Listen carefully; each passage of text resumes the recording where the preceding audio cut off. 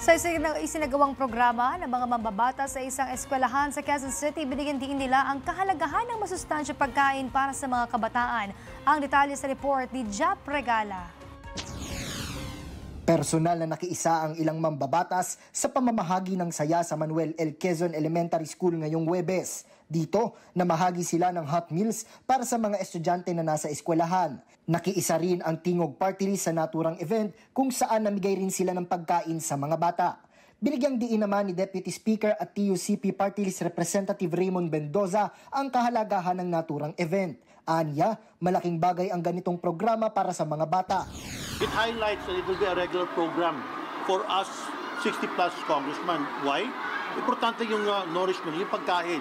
If you notice that Filipino students right now suffer one of the highest rates of stunting.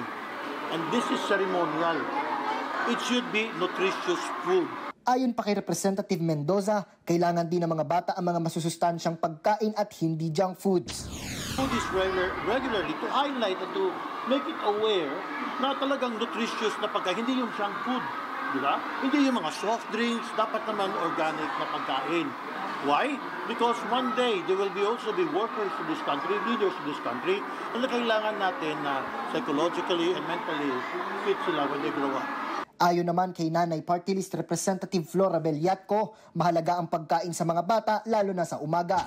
Kapag maaga ang mga bata, importante, busog silang pumapasok.